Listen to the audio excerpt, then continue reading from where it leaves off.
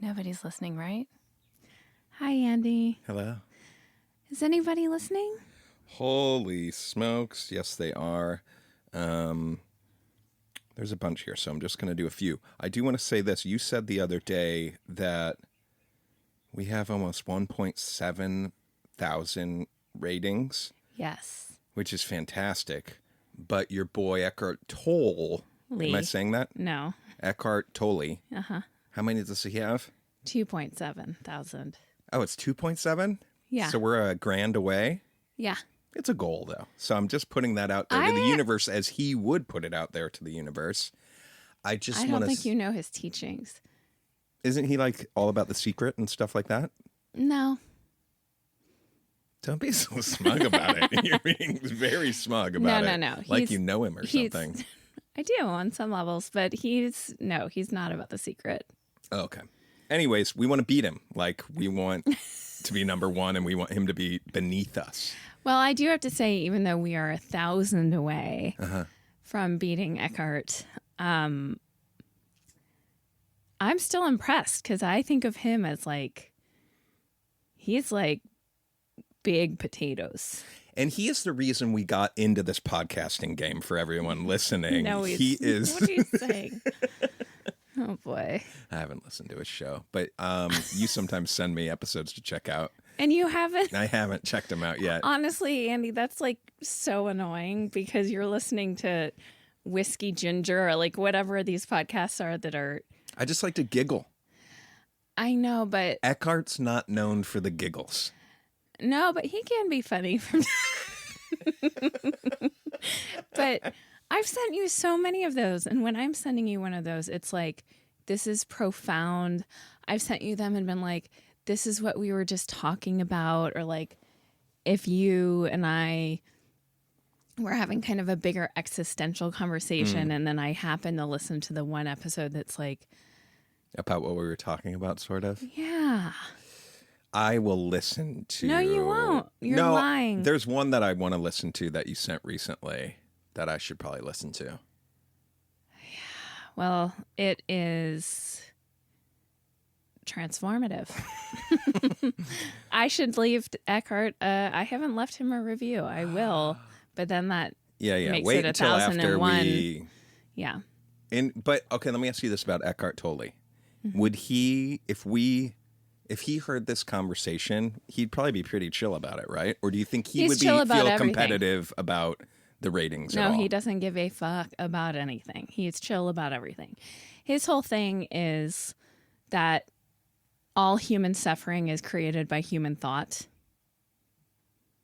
Okay. That we, not all, I'm painting his very nuanced teachings with a wide brush. If he heard this part, he'd probably be like, that is not right at all. But this is Eckhart Tolle for Dummies that you're about to lay out real quick. What I love about him, and I often think about this, when people are in really dark places, which I have been in our lives. And it's interesting. When I would say I was the most depressed I've ever been in my life, I just wanted to sleep through time, basically. And I kind of just turned off in a weird way. I was very detached from everything. And, meditation obviously is widely recognized as a great tool. And for many people, meditation is quieting the mind, quieting your thoughts. And he's helped me recognize I am not my thoughts. And in fact, very frequently my thoughts, because I think they're a mechanism of human survival. It's a mechanism of all the experience I've had in my life, actually are working against me. We think our thoughts are always working in our best interests. And in my understanding from, listening to Eckhart is that's usually actually not the case. And his book, The Power of Now, it's all about being present, which I feel like that has gotten warped also. Like people think being present feels like this like stressful thing. We have to be present. But he gets more into the depths of like what our essence is, and that kind of this is more for my other podcast, but basically that at our core, all of us humans are the universe having a unique experience of itself. Does that make sense? Mm-mm. And oh God. Basically just that all we really are is walking around like bodies with a spirit, that the core of the spirit is just our awareness of our existence. Nothing else. So when we get stressed out about this or that, and my thoughts and this, and did I hurt them, and did I say the wrong thing, or are they mad at me, or whatever it is, or I'm a failure, or whatever, none of that matters. The only thing that matters really is our awareness. And sometimes we tap into that, like if we're like, oh, look at that beautiful bird, like that weird moment in time, and it's a sensation, and it's like the space between things, because as soon as you have the thought like, oh, I'm feeling present, then you're not present. Like, does that make sense a little bit? Mm-hmm. This is cool. So anyways, give us those ratings because we want to beat Eckhart Tolle, my man E.T. So let's grab a couple here. Okay, listening in North Carolina. This is from Whitney Shea. Phone case convo. Listening to you guys, I heard about you on AE. In addition to wanting to write a review, I want to chime in on the convo about shopping for phone cases and the difference in how you two shop make decisions. I'm the same as Andy, and it's called being a maximizer. Oh. Elizabeth's way is called being a satisfier or satisfer. My hubby is definitely a satisfer. Okay. Maximizer versus what? My a satisficer? Maybe. Ficer? Yeah. It's SATISFICER. Yeah. And she's saying my hubby is definitely that. Oh boy. With diagnosed ADHD, so I don't think it's really related to ADHD. Hope that doesn't get cut out. Keep up the great combos. Okay, I just Googled this. Okay. Or do you want to read one more and then we'll get into this? No. Let's go. We'll circle back to another review. Or do you want I think let's just get it. Let's get through the reviews and say a big thank you to everyone who took the time. Okay. Let's see. I'm just gonna grab another one. They're back. I saw the show pop up in my feed and immediately downloaded and binged 20 episodes. I love listening to this endearing couple hash out their marriage woes for our entertainment. Our marriage woes. Their problems are relatable, honest, and of course hilarious. I'm so happy Elizabeth and Andy are back on our feet again. Thank you so much. Should I do one more? Yes, and thank you so much for these. Okay. This one's from Jay Ling.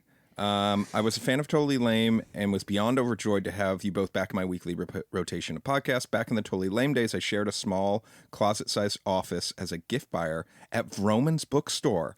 Oh, shout out. I love that place. I was just there recently. You were? Yeah. Vroman's is one of those places that I happen upon maybe once a year where I'm like, oh, I have free time, and it feels very self-indulgent. Yeah. It is, for people who don't know, it's this amazing, huge bookstore and like gift shop in Pasadena where there's just a vibe there and you can get lost in it. And it's like, I love that place so much. And it always, anytime I go there, I'm like, wish I could spend way, way, way more time there. Yeah. Back in the Totally Lame days, I shared a small closet-side office as a gift buyer at Vroman's, and would make my closet mates listen with me each week as I cackled like a crazy lady hanging with her pals. Now I work from home and listen solo, but hearing your voices take me back to those simpler pre-quarantine times. So happy to be listening again. That's awesome. I love that. Okay. Okay. Can I get in? Okay. There's a little quiz. This is in the Wall Street Journal. So, are you a maximizer or a satisfier? Okay. Or satisficer? What a weird word.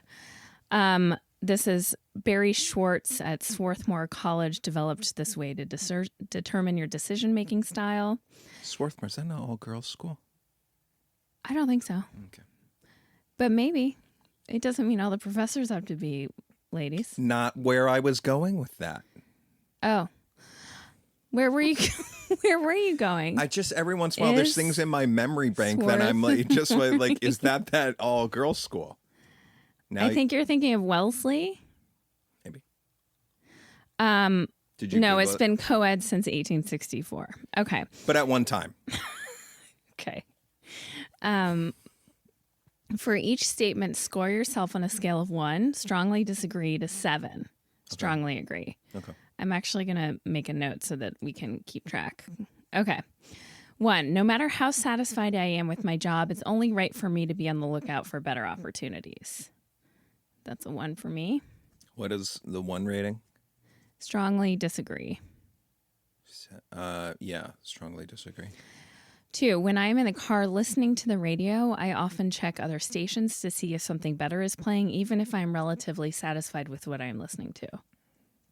1, strongly disagree. What did you put? 1. Lies. What are you talking about? You are always bouncing around. You are a bouncer on the radio or on your Spotify. Okay. Change that answer. That is not a 1 for you. Okay. Give it at least a 4. Okay. God. Is there one about how controlling your partner is? Okay. 3, when I watch TV, I channel surf, often scanning through the available options, even while attempting to watch one program. I have a hard time finding the program. I'm with you. But once I'm in the program, I'm not switching. When was this made? I think this was made too long ago. Okay. What was your answer for that? I would say a 3 or 2. Yeah, 3. What's yours? I think I'll go 2. 3 too. Oh. Or 2. Okay. So far, I don't think this is accurate for us. Okay. 4, I treat relationships like clothing. I expect to try a lot on before finding the perfect fit. Again, it doesn't apply to us really. Yeah. 5, I often find it difficult to shop for a gift for a friend. Okay, let's just move on. What compelling podcast.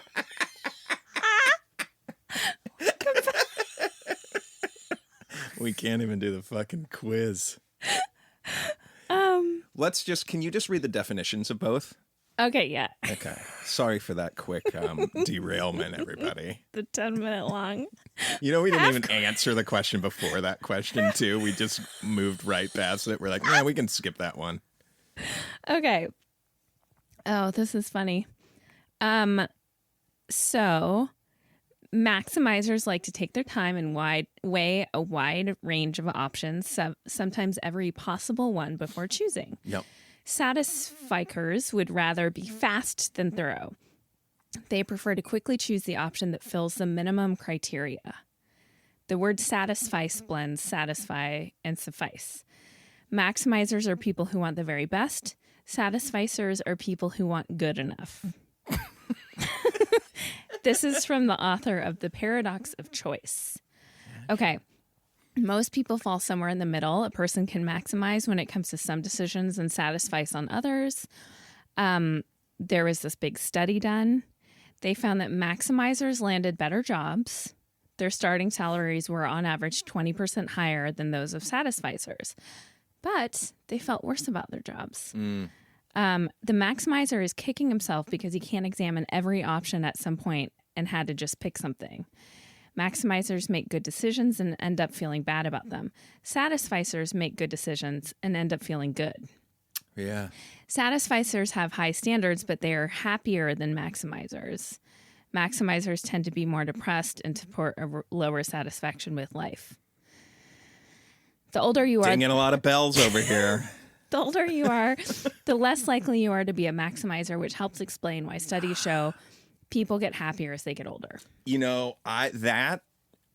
Here's the thing is when you, I feel like when I can step out of my comfort zone and try to be a satisficer, Yes. it's easier and breezier. Yes. And you know what? Usually 9 out of 10 times, the decision's fine. Right. Right. But you're like, boom, boom, But boom. I think this is interesting because I think it speaks to, it's less about the decision and it's more about how you react to the decision. Like, you're just fine with the thing. And we've talked about this. For some reason, I think I'm being a maximizer when it comes to cabin stuff. I think because this has been such a big dream forever. And I have this vision of us being at the cabin. Is completely done. Maybe there are friends there. Definitely our family. Maybe my sister's family. Okay. Snowing outside, like the record player's going. We've got old fashions. Ooh. There's my dad's spaghetti on the stove. I could cry even talking about this. Like a half-done puzzle. Yeah. And I'm just like, I'm almost scared about that vision. Like the closer we get to it coming true, because in my experience, that's when you find out something horrible. Do you know what I mean? Wow. No. What I thought you were going to say is that's when you find out it's not as good as you thought it would be. Wow, that really speaks to both of us. That's like both of our personalities summed up. Yours is that something catastrophic's going to happen. Yeah. But, what I will say is there is also something like we talked about this, our Hawaii trip. Yeah. Which I put a lot of care into like finding the place and booking it. And I wanted to it was our first big family trip. Also, it was our first kind of splurgy trip. Yeah, yeah. And I put a lot of care into like picking the perfect thing. And at one point we were going to go somewhere else. And then the trip was amazing. Like it was, yeah. When you are a maximizer and then you are so happy that you did pick the right thing and that you put so much time and effort into it, that's a different type of feeling too. A different kind of happiness where you're like, I kind of earned this happiness. That's great. I think with the cabin, yeah, one of the great things about embarking on this particular dream that you especially have always had, right, is that the benefit is that it has less stakes after it's set up, because it's not like this one time I'm going to this snowy cabin thing that I got on Airbnb and we got to enjoy it. It's got to be perfect.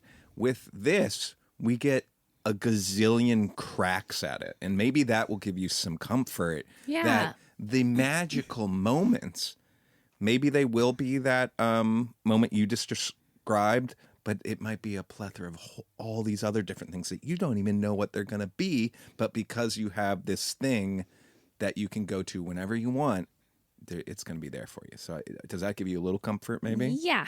Yes. And I've had a lot of fun picking out, like, also the back house now when I go in, I'm like, oh my God, this place is amazing. Proud of myself.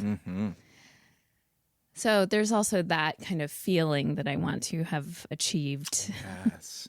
And it's also, it costs money and you're going to live with it for a long, long time. So there is stress on top of it for sure. And I say this as someone, I was stirring my coffee this morning with one of our baby spoons, the one that the head turns white if the whatever's on it is too hot. We have one of those? Oh, we have a bunch of those. Oh, is it all those plastic ones? Yeah. Huh. They have like a silicone. I mean, it's pretty genius. It's like a silicone head on a baby spoon where it's like pink or green or blue, and then it turns white if it's too hot, so you're not burning your baby's mouth. Yeah. But where is the baby right now? God, you just like really sent me into a panic.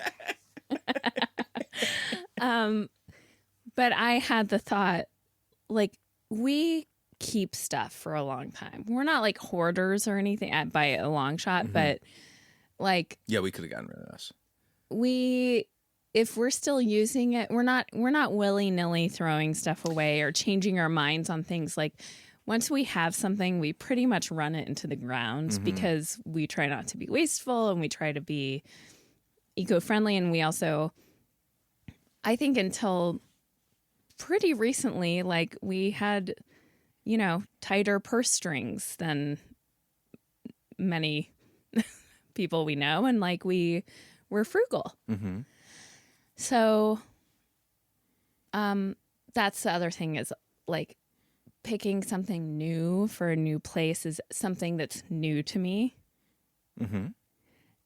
But I want it to be something because I know that we'll probably have it for like 20 years or whatever. Yeah. Anyway. Do you want to talk about that fucking plaid couch then? No, I don't. You don't? No. Let's hash it out. Listeners, we've mentioned before, I thought we had figured it out.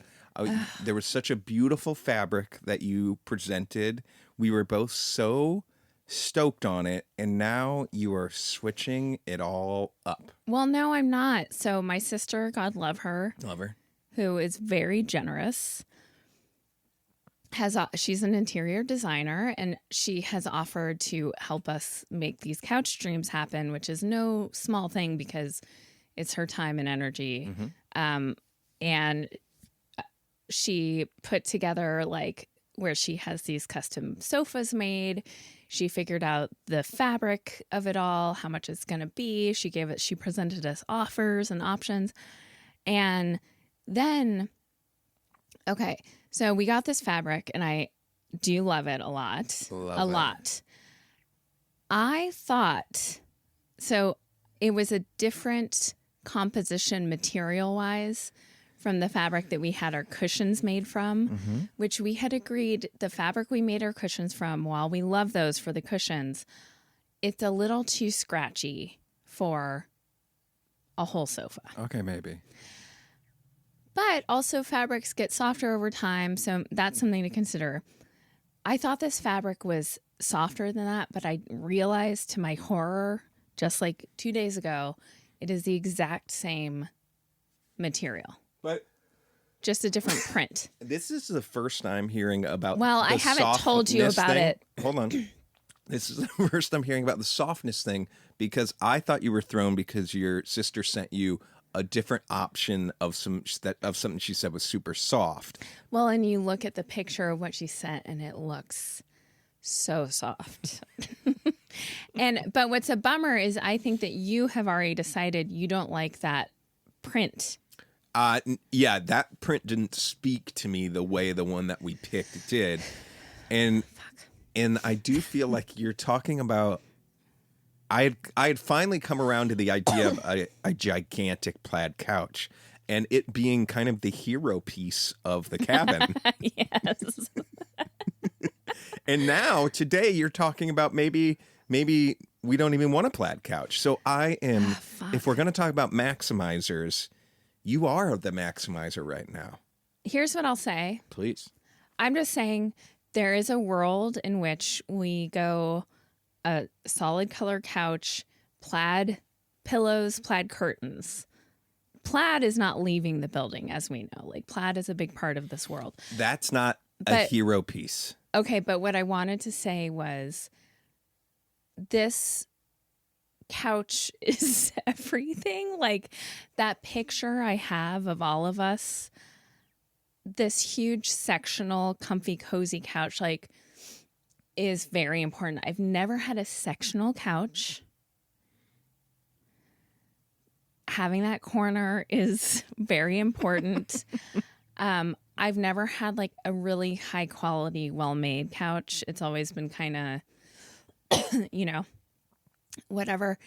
And yeah, this is also, we're spending a few dimes on this. This is probably the most we'll spend on a piece of furniture ever.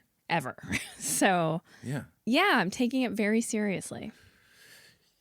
I just now, and maybe hopefully this will be helpful to you, I don't want to take the plaid couch off the table, but I'm open to you exploring other options because I have come around to the idea of you walk into this room and you're like, holy shit, that's a big plaid couch.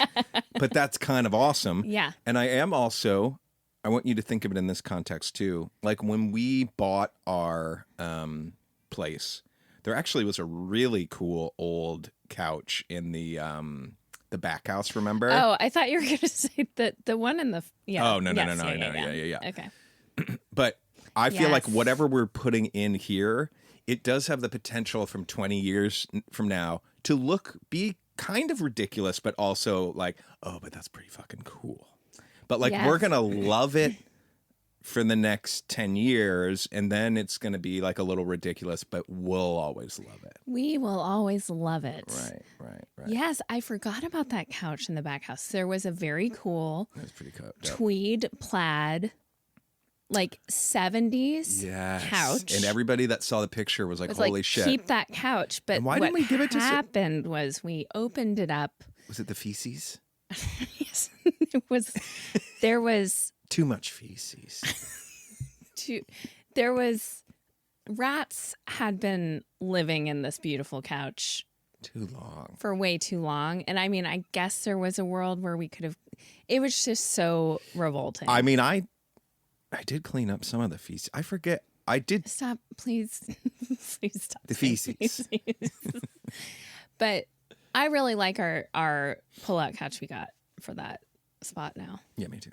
Okay, anyway, let's move on. We sound like such assholes. Okay. A few things I wanted to talk to you about. Did you think I sounded like an asshole too? Just that whole segment? No. I didn't think you sounded... I just think us being like, our cabin, our couch, plaid. I'm fucking with you. What? Although, yes, I forget. I feel like the people who listen to us probably don't have higher expectations than this sort of thing anyway. The other day, you were cleaning up your cast iron skillet. And I was working or something, like I was in the zone for something. Okay. And you said to me, hey, like apropos of almost nothing, you said, hey, if I ever died, would you promise me that you will cherish this cast iron skillet and it will become sort of a symbol of me and my life, and like an heirloom, that you'll give to one of the kids that I took such good care of, and it will be kind of, this is what you said, it will become like lore of yeah. Oh, I'm getting goosebumps just thinking about it. I want to talk to you about this. Yeah. Because you saying that, I mean, has now put something on the skillet that if you did, heaven forbid, pass on, now I would look at the skillet and kind of laugh about this conversation and be like, Andy's skillet, like he wants me to make this an heirloom. Yeah. Before this conversation, I would never have thought, like, it's one of the first things going in the trash after I perish. No, I'm. It's not going in the trash, but it's like, it's not something I super associate with you. It's not like when I see cast iron skillets out in the world, I'm like, there's Andy. Like, and I'm wondering if you identify as more of a cast iron guy than is real. Or if I'm just not seeing you that way. God, you're missing all of it. You're absolutely missing the entire thing. Okay. It's not about me being a cast iron skillet guy, okay? Okay. Which I think there are probably cast iron skillet guys. There's guys, that have YouTube channels about cast iron and make stuff. No. The reason Pioneer woman. Yes, great example. The reason I said that in that moment was I have a lot of pride about my skillet, and I take such good care of it. Okay? How so? Like, every time I use it, so you don't even know what this is like because you don't use a cast iron skillet. Every time I use it, I'm like, oh my God, it's like, this is the perfect cooking vessel. And, I don't ever, the way I clean it is very specific. There's no soap that's ever touching it. Although that is a bit of a myth. You can use soap if you need to. So I don't need to get all the comments about that. But I have one particular way of taking care of my cast iron skillet. And it's so great. Well, it's like non-stick. I'm really a kosher salt clean it out guy where I put some kosher salt in it and I use that to rub everything out of it. Then I'll heat it up. And water? Yeah, water and kosher salt. Okay. But so I was looking at it with this fondness of like, this skillet has done me so well. And is it non-stick now? It's very well seasoned. Ugh. And so it is pretty much like non-stick. Yeah, like it really is like, it is so easy for me. It's one of the easiest pans to clean in the house. Okay. This season. Okay, hold on. Wait, hang on. I have one follow-up question. Yeah. I feel like it used to be, because then after you do the salt rub, you blast it on like high heat on our stove for 40 minutes where it's... Lies. What is it? I do like to warm it up for a minute to two and then put a little canola oil on it and leave. A minute or two? That's what I'm down to now. That's why you probably haven't noticed me doing it anymore. Well, that's what I was going to ask about, because it used to be 40 minutes and the smell and like chemicals that would go into our house, and I would have a migraine headache from this goddamn cast iron skillet. And Andy's, okay, so maybe I was still figuring out the lay of the land then. But now I have it down to science. Were you doing it wrong? No, I wasn't doing it wrong. How did you know when to go down in time? I just realized like going down in time was enough. Like I just needed to heat it up to get all the water out. So all of those headaches were for nothing? Yeah. Sorry. Okay, thank you. But anyways, I have a pride and an affection for that pan, and it's like a $15 pan that, because of the good care I've done to it, will last not a lifetime, but potentially lifetimes if it was passed down.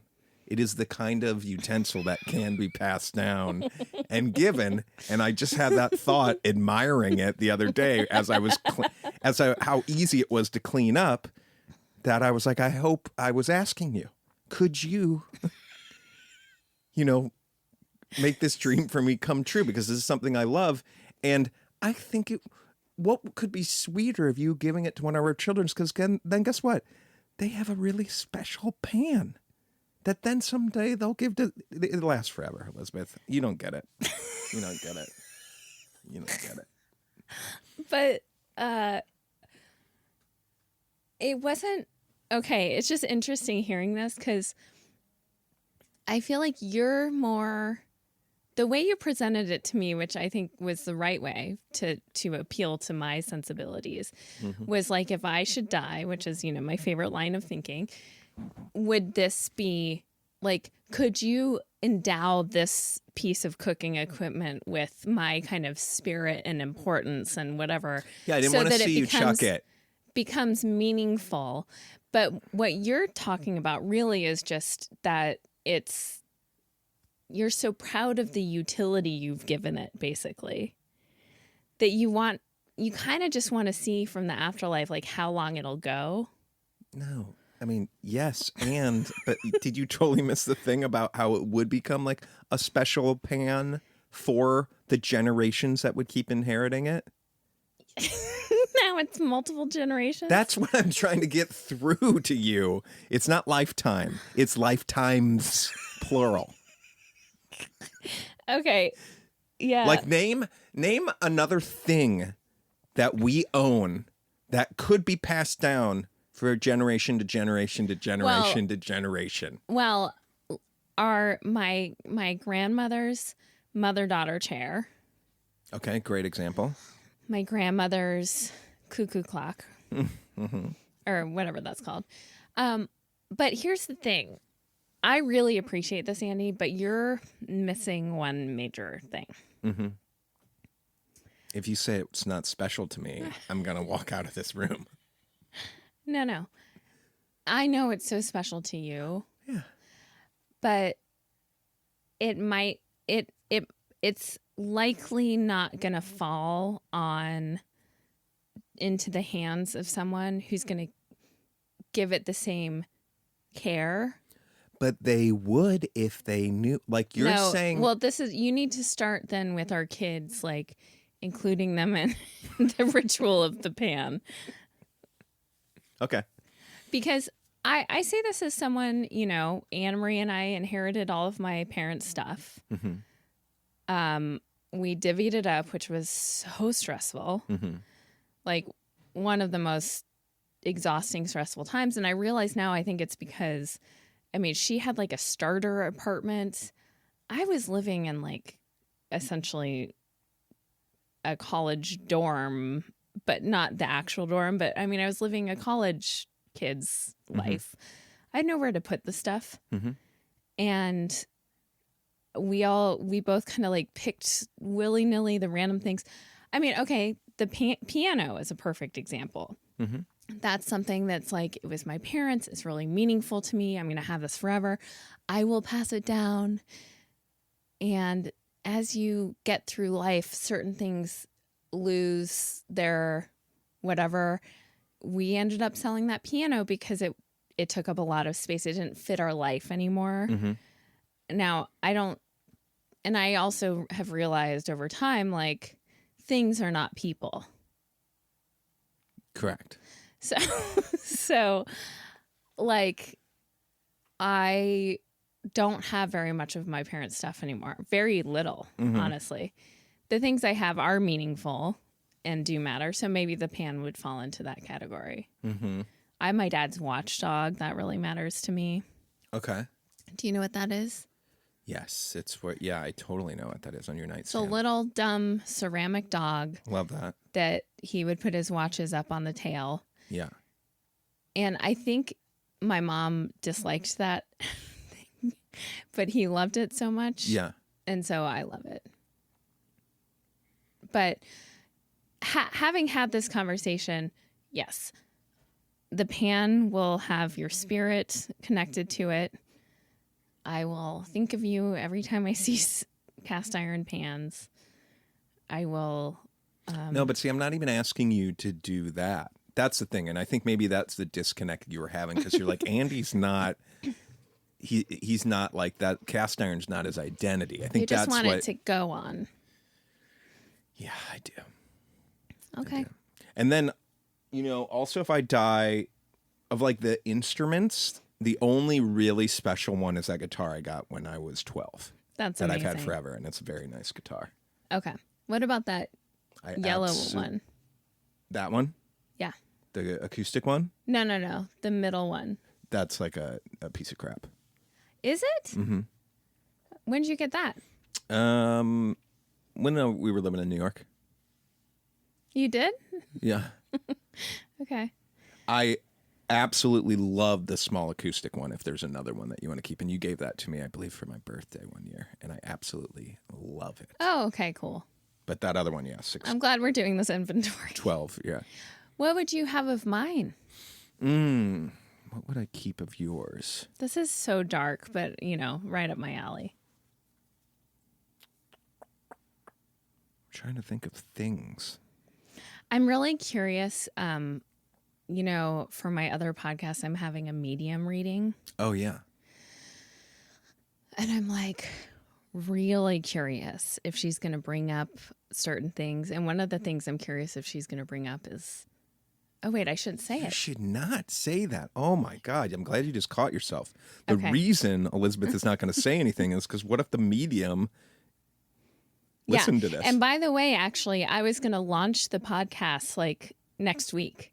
Oh, wow. But I'm holding off on launching the podcast until after this medium reading, because I don't want, for this exact reason, I'm not saying these things. I love imagining the medium that's like, let me just check this person out before the medium and listen to this. And they're like, fuck. Like they were getting so excited that you were about to drop some great hints. No, but you know what? With the medium thing? I'm a skeptic in many ways, and I know that people get duped. I know there's a lot of psychic fraud, and I know in many ways I'm like a sitting duck. Mm-hmm. But I'm also, I'm going in very much trusting it, because similar to like astrology, which a lot of people obviously are like, it's total fucking bullshit. I'm like, but that's fine if you think that, but to me it's a positive, like, in some ways healing modality. What do you mean by that? Like, it almost feels, I mean, we talked to Heidi Rose, who's an amazing astrologer, and she's like, it feels almost like therapeutic. It's never harmful. Yes. Even if, like, and I feel like people who are saying it's bullshit haven't experienced it or don't really understand what it is, because it's like, I fully know that I'm buying into like this, people would call it a pseudoscience, but it is its own kind of science with like where the planets are and the stars and things like that and what they mean. And I am perfect. It's almost like going gambling. Like, people are like, you're throwing your money away. And I'm like, at worst, yes, but I know that I'm doing that, and it's because I enjoy the experience. So yeah, the word that I would use, or that popped in my head, but it's minimizing, so it's not the right word, but is that you almost think of it as entertainment, but that's not quite the right word. But there is this element of like, no, this is like say you got an astrology reading, you're like, that was like an hour of my time that I really enjoyed, and I got something great out of it. Maybe it was therapeutic, maybe it opened my eyes to some other things, but it was, you're like, oh, that was well worth my time. yes, and money. Yeah. Like, Yeah, happy to do it. And so that's how I feel. I mean, I think, there's obviously people who exploit people and in every which way, in every realm. But to me, I'm like, if a medium is real or not, does it really matter if it helps the person? Right. Do you know what I mean? And I like talk a lot of shit about organized religion. I mean, we both do. Someone recently on my Instagram, this is kind of in line with this, but made me have a different perspective in an interesting way. And I'll just say who it is because I'm speaking positively about it. But it's Artie Sakara, who's a chef who is on the Food Network a lot and I love her Instagram, and she's very Christian. Okay. She was on Totally Mommy, I think, back in the day, and she's lovely. And sometimes through the last few years of politics, I've like bristled at whatever, or, I've wondered about her specific views on certain things, because I think that we share many of the same values, but also know that she's looking through things in a very, like, not just like, she's very, very, very Christian. Okay. And I was surprised to hear recently that in this post, she was raised Catholic like me. But she was saying that someone kind of commented on her Instagram being like, how can you support religion when it's used for so many horrors, and like, we know like the Catholic Church to me is just like corporate sanctioned pedophilia. And that's true. Like, religion has caused so much human suffering. Mm-hmm.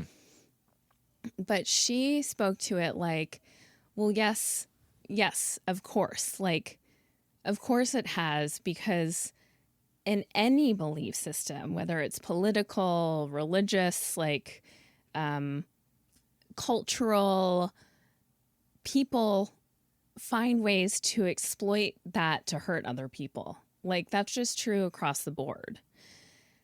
And she was like, and then she went on to say, I don't have a relationship with religion. I don't even identify as religious. So I guess it's, by the way, not fair of me to have said she's super religious. But, and she was like, I am in a relationship that is really meaningful to me with Jesus Christ and God. And that really shifted my perspective in a way. And I think her pointing out that, like, yeah, humans are kind of awful and we're going to exploit each other any way we can, whether it's through like corporate greed, you know, it's just people exploit people, people exploit vulnerable people, children, you know, it's, so that was really interesting. It kind of, I mean, part of that resonates with me, but part of me is kind of like, oh, that's a bullshit kind of easy cop-out kind of explanation too that she's giving, if that makes sense. Like, because, I don't know, I have very mixed feelings about that. I will happily admit that I do think organized religion for many, many people is super helpful in their lives. It gives their lives meaning, it gives them structure, and it gives them community. I think all those things can be super positive. I think backing up one of the arguments that you just put forth, I do think the problem that I have, especially one with all the like more fringe and like cult type stuff, I have huge problems with. But then even our bigger organized religions, you get into the organizational like structure and money making of all of it, which you pointed out. And I think for the most part, those big organizations, there's a lot of corruption in almost all of them, it seems like, right? There's a dark side. And that, as you point out, might just be human nature and greed, and that's always going to happen, potentially. But I guess it's similar to a lot of people will be like, I'm just like a spiritual person, like almost how I feel. You know what I mean? Like I don't go to a particular church. I don't condone thing, but I do believe in kind of something. yeah. But I almost feel like what she's saying, that's like a little, I don't know. I can't. But who have a are hard time we to articulate it. Yeah. What she's saying, though, I'm like, who are we to discount that? She can have absolutely whatever relationship she wants to have with Jesus or God or whatever. And she's kind of saying, in an interesting way, I took it to mean like she's also not necessarily super on board with the like, yes, the idea or ideology of religion as a whole. It's more just that she has connected with a facet of a religion that, you know, helps her have this relationship, which when we're talking about like psychics and mediums and stuff, I'm like, is kind of similar, where there are a lot of fraudulent, exploitative people in that realm. Now, some people might say it's impossible. And, you know, if you're an atheist, like mediumship obviously seems like it's bullshit. But I believe that there are mediums who have the gift, or at the very least think they have the gift. Like they aren't out to, you know, be fraudulent. I mean, again, there are a lot of people who are fraudulent, but, and I'm like, if that helps people, great. But then, of course, there's this probably the majority of psychics out there are taking people's money knowing that they're pulling one over. So who am I to engage in this? Do you know what I mean? Like, it's interesting, but also I think that But that gets back to your gambling thing. You know what you're getting into. I think you're walking into it being like, this is going to be fun. Right. You don't Hopefully. You're not walking into this and giving someone $1,000 that you really should have put towards your mortgage because you need to find, like, you're so desperate to hear something. Right. Like, that's a different situation. And I feel like, unfortunately, that happens to people all the time. Yeah. And then I also feel like so many of these huge mega churches, and again, so many churches do so much good work too. We're not talking about the help for people that need it. I don't know. Maybe everything that you did say does make a lot of sense. It just made me, it gave me perspective on like, there is good and bad in everything. And I think I have such black and white thinking sometimes. And that when I now think about Catholicism, I'm just like, forgetting that that people find good in it. And in some ways, you know, I'm on this quest to figure out, although I feel pretty secure right now about like what happens to us when we die, and, you know, but I have had times in my life where I've been really envious of really like people so secure in their faith that they know without question, like, oh, she's going home to Jesus, like she's gonna arrive on the clouds and to the pearly gates or whatever it is, where like I was really envious of the assuredness that those people had of the point of it all. And then, you know, politically over the last few years, it's been really hard. Like the religious right in this country, I would say, by and large, has lost its fucking way. Well, that's the other thing that I think probably you make such a good point of, like, I'm conflating that also, because the problem I have with so many of those organizations is like kind of the hypocrisy of it, because there's one, just all the horrendous gross money stuff that's going on. Mm-hmm. Then there's all the hypocrisy on like you're hating all of these people that are other than you, where it's like that doesn't seem very religious and Jesus's way, if you will. Right. I know so much of it, I mean, from what I know of Jesus, which is mostly from my Catholic upbringing, but I too felt like I had a relationship with Jesus. Mm-hmm. He was like the most progressive Democrat you could imagine, like socialist. Like so it's just wild that people are doing things in Jesus's name that could not be more opposite from what he stood for. From my understanding. But.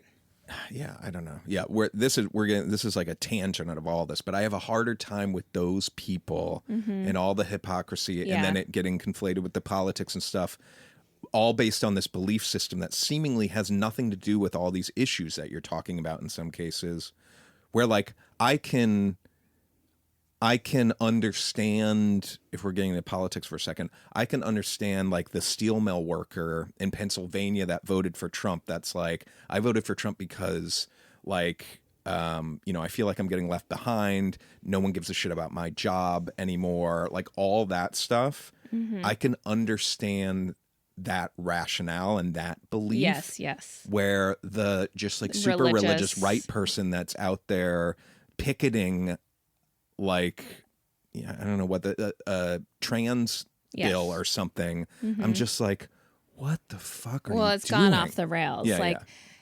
And then, but there are people who exploit that, like Ron DeSantis. I mean, we talked about how his whole thing about like books in Florida, all books, like all school books are banned now because they're able to find something wrong with everything except for like this one company that makes school books. And lo and behold, his family member is one of the owners of that company. So they're going to be making billions of dollars from the school book ban, because then he gets to, like, it all comes down to greed and money. And there are people who fuel those flames knowing that they can, and that, you know, there's something tricky about faith, like blind faith. When people have that, which I admire in many ways, and it's something I'm seeking for myself in terms of trusting what life is about and trusting what happens beyond this life. But you are like, when people can adopt blind faith based on nothing, I feel like their perception of things can become so malleable. I mean, we've seen it with cult leaders and with politicians and with like, even I don't know, it just it gets a little dangerous where people, it's like, well, if they believe that, then they can almost believe anything. You know, it's a little alarming. Speaking of politics, I just want to say this. I feel like, you know, and this is funny coming off that conversation, but as like women's rights are completely stripped away, you know, there's the uprising happening in Iran right now, and I hope people keep amplifying that. I'm feeling this like real visceral feeling of being a woman in the world and this happened, I think it was last night. I was looking at, I think it was Sarah Silverman posted this woman who's rapist, who like had 2 legitimate charges of violent sexual assault, found out, you know, she went through the hell of reporting it, of like all of that, and trigger warning for anyone who's experienced this, maybe pop off. He got nothing. Everything's dropped. Mm-hmm. And this happens all the time. And it's why sexual violence is so underreported, and for women, and then also for children. Like it's so fucked up, and we live in such a sexually violent world. And then on top of this is kind of funny, and I know I'm saying it in not a funny context at all, but like my friend Michelle and I went to dinner the other night. She took me to a birthday dinner. Shout out, Michelle. Thank you for dinner. And we were talking about stuff in this area, mm-hmm. and they brought out cake and a birthday candle, and I blew it out, and she said something about the wish, and I was like, I wish that women could just live in a world free of sexual oppression, or like mm-hmm. something along those lines. And our server, who was a guy, and he was kind of an awkward dude anyway, and I think he was just kind of awkward and bumbling and whatever. Yeah. But he came up, and Michelle was like, well, that's not going to come true. You know, we're laughing, and he comes up and kind of heard the tail end of it, and he's like, yeah, I don't think it is going to come true. Like, things are so messed up right now, and like, I feel for you guys and all this stuff. And we're like, okay, thanks. And then he was like, but like, we're not all creeps, you know. I'm not a creep, which by the way is like, for men, not a thing you should say. And we were kind of laughing about that, and Michelle's very sharp and funny, and kind of called that out, I think. And then he was like, I mean, like, we're not, and Michelle's like, I see your hashtag, not all men. And he's like, yeah, but I mean, I'm not, like, I'm, you know, I know. And then he went to, I have a lady at home, which is like another thing. Like, men, you don't need to have daughters and and Michelle was like, oh, you have a kept woman at home. You don't need to have women in your life to justify anything. Yeah. And he's like, but we talk about this stuff. And then then he brought the check out, and he was like, wouldn't it be funny if I like grabbed your ass on the way out? He said that to Michelle. It's so ridiculous. And I'm like, and I was just like, well, there it is. Like, he went from, I'm not a creep, to there's a woman I love in my life. So like, yeah. I'm an ally. Yeah. To, wouldn't it be funny if I assaulted you? Which is, even just saying that joke is an assault, and, not really, you know what I mean? Yeah. Whatever. Language wise, it's a frustrating thing, because then we're in the position of having to make him feel okay, not wanting to get into it, you know, like. Yeah. And it just, I was bonkers. Like, can we not, like, what is wrong with men? Right now, you all are not okay, and I'm not, obviously not you, Andy, but I'm not like, a creep. It's crazy. That's bonkers. I texted Michelle yesterday, the next day, and I was like, remember when our server went from I'm not a creep to I've got a lady to wouldn't it be funny if I assaulted you? That's so ridiculous. And she wrote back, Men, the musical. Oh my gosh. One quick last thing about, I feel like a little bad about how much, I mean, listen, I've trashed religion on so many of these episodes. I think that's okay. But I want to say one thing that really resonates to me about all this stuff, and let's just use the Catholic Church as an example.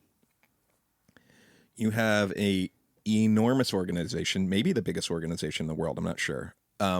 but that makes so much money a year Mm-hmm. and has so many, has had to litigate so many sex crimes. Like Unbelievable. an unreal amount, Mm-hmm. right? Mm-hmm.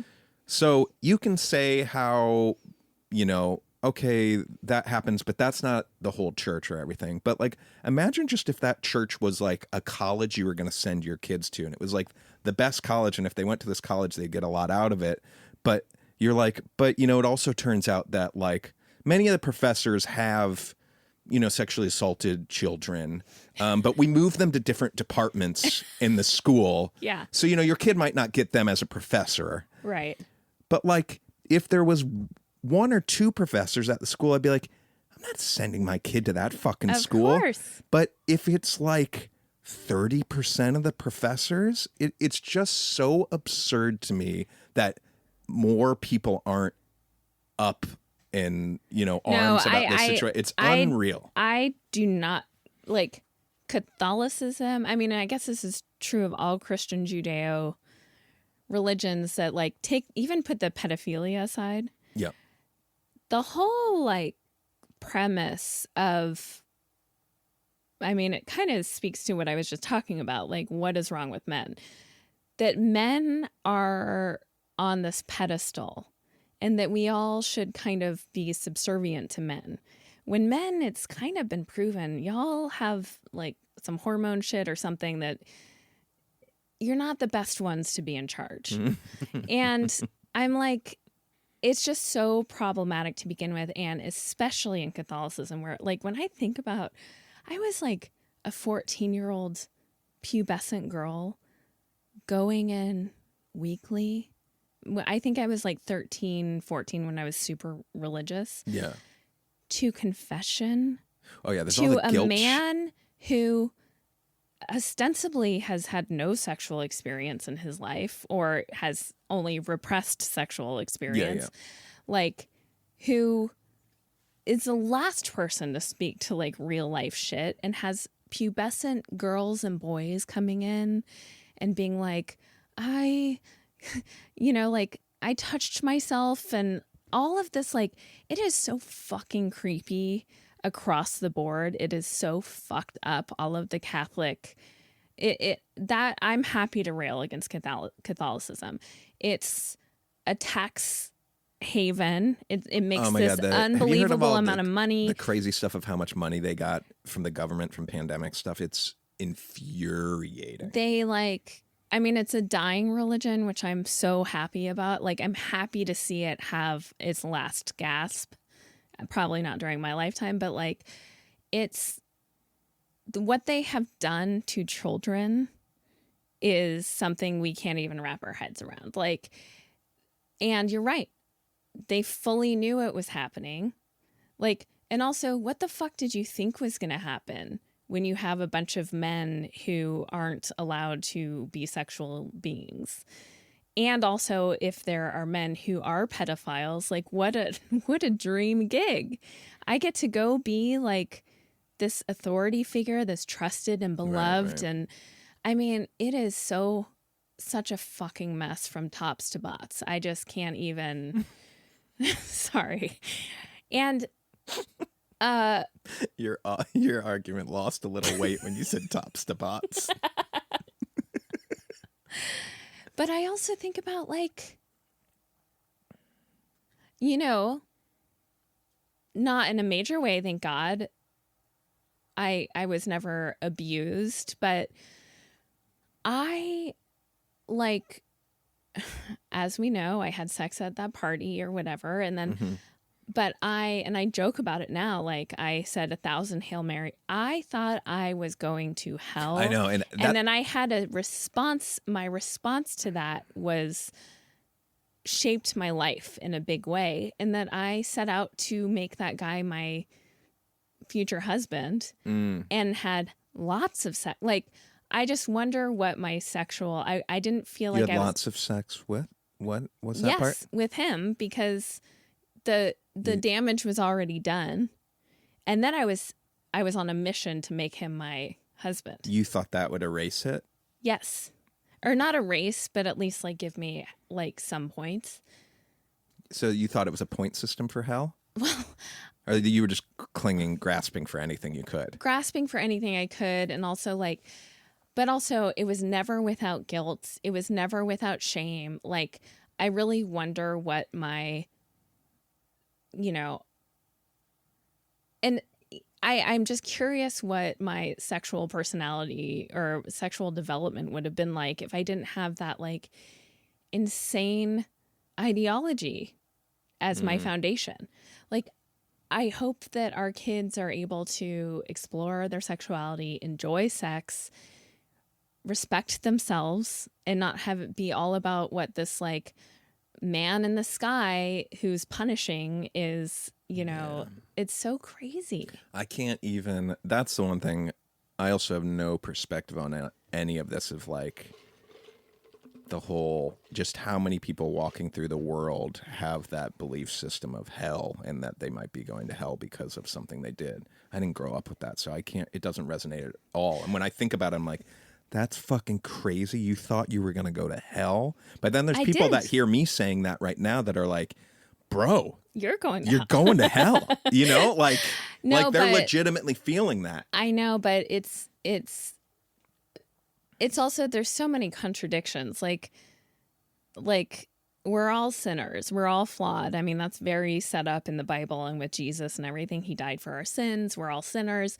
So, I mean, we're all going to hell. Like, if you go by that playbook and the rules of what puts you to hell, unless like in Catholicism, this is like, there's this weird get out of jail free card. If you go and confess to a priest and do what he says. Yeah. So, but there are people out there, I do think, instead of having their own moral compass of how to treat people and what's right or wrong, and like getting into the nuance of sometimes you have to make choices that, you know, there's not always a win-win. There's not always the clear right choice. Sometimes you have to make choices that can be painful, but you know, trying to do the right thing as much as you can and be a human who leaves the world a better place than when you got there. But there are people out there who I think their only compass is this religious right and wrong. And when they go wrong, then it's like, well, you're done for. So you might as well go wild. I mean, that's kind of exactly what my mindset was. Interesting. The Band-Aid has been ripped off. I might as well just go for it with this one person. Yeah. I also thought that mattered. Like, well, if it was just one person, but, you know, I think it justifies a lot of awful behavior. I mean, I'd imagine a priest who got involved in this and then had suppressed sexuality and ended up hurting a child would think, well, I'm done for, so I might as well just hurt all of these children. Like, it's... I don't know. Fuck. I don't know. But anyway, I hate Catholicism. What was I saying earlier about having... I really come full circle. You know what? This having is so like, much compassion. Listen, this is the beginning of us becoming like these fucking crazy anti-Catholicism people. Like, we have a podcast all about that. We start making money, and then we start like becoming more extreme about it and stuff. Dream of dreams. What would we call it? I don't know. Anyways, I don't know why I get so riled up about it too. It is one of the things, the cult stuff just it sends me to the roof for some reason. I think I know why. You do? Yeah. Okay. I feel like I mean, this is not to say we both did. We had a very charmed life. Similar to, I think, how, you know, when my mom died was kind of the first time my everything was just completely shaken. Now, I had experienced a lot of, in hindsight, which I see is fucked up shit. This Catholicism being part of that. But, you know, and like being sexualized too young by adults and like there being messed up shit at school and whatever. But overall, generally a pleasant experience. same with you, not to say you didn't have stuff going on.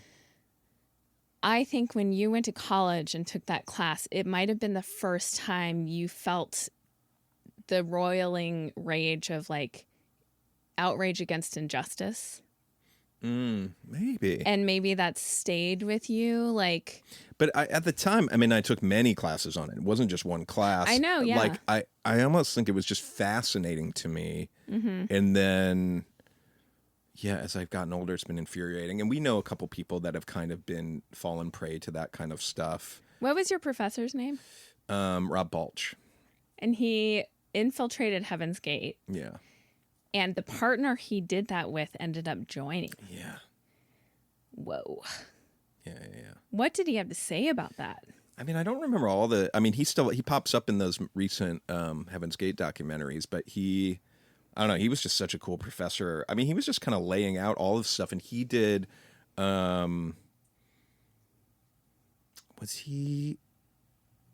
feel like he had also infiltrated some like white supremacy group stuff, just like super interesting dude. Studying all these people. But it's like, there's like, I mean, as we've mentioned on the show many times, and anyone that watches Netflix, every one of these documentaries plays out the same fucking it's the same thing way.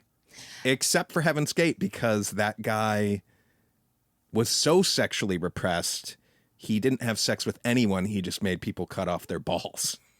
Like, that's the only cult story where the leader doesn't start fucking everybody. Instead, he starts having them cut off their balls. Right, which is the obvious other choice.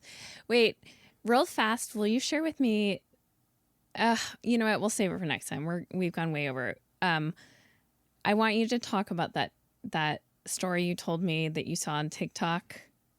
Oh yeah, I should try to find that. That was I'm going to wild. write that down, and I have another thing to talk about tomorrow. Or not tomorrow, next week. Anyway, thank you all for listening. If you want to support us on Patreon, it's patreon.com/totallylame, LAIME. And if you want to check out our weekly videos, now some weeks we just don't have them, but most weeks we do. It's at instagram.com/nobody's listening, right? And please keep the reviews coming. Gotta love them. Yeah. I act like I don't hear them until Andy says them. I've read every single word. Are you serious? I didn't know that. Are you serious? Oh my God. How could I wait? It's like Christmas. That's right. I can't wait until the next week. So please go leave those. So funny. I love that. And we'll be on Eckhart Tolle's ass before we know it. E.T., we're coming after you. All right. Good night.